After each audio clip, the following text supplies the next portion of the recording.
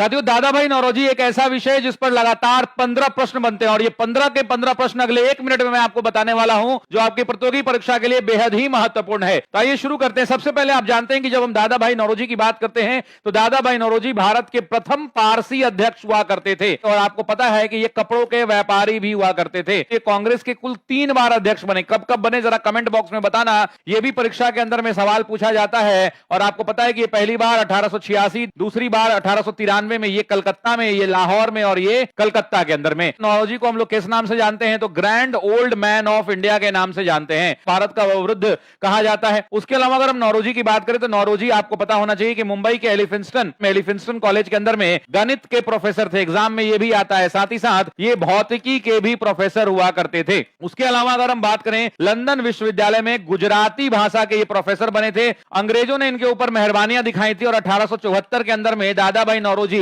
बड़ौदा के दीवान भी बनाए गए थे। जो बड़ौदा है उस बड़ौदा के ये दीवान भी बनाए गए थे। कपास के दादा भाई नौरोजी बहुत बड़े व्यापारी हुआ करते थे और ये प्रथम भारतीय थे मेरे दोस्तों, प्रथम भारतीय थे जिन्होंने लंदन में चुनाव जीता था। कब चुनाव हुआ था? तो 1892 के अंदर में लंदन जाकर किस पार्टी से जीते थे? एग्जाम में पूछता है तो लिबरल पार्टी से। पूछता है किस सीट पर इन्होंने चुनाव जीता था? तो फिन्सबेरी सीट पर जीता था। पूछता है कि कौन से सदन में गए थे? तो लोकसभा में चुनाव जीते थे, यानी हाउस ऑफ कॉमन के अंदर में जीता था। आपको पता है इनका जन्म 1825 में हुआ था और ये बॉम्बे में पैदा हुए थे। एक पारसी परिवार में थे और एलिफिंस्टन कॉलेज के अंदर में प्रोफेसर थे। उसके अलावा 1892 में लिबरल पार्टी में ये चुनाव जीते थे। लेकिन ध्यान रखिएगा, चुनाव लड़ने वाले ये दूसरे भारतीय थे। तो एग्जाम में सवाल आता है कि आखिर वो पहला भारतीय कौन था? तो लाल मोहन घोष हुआ करते थे। इस बात को ध्यान रखिएगा।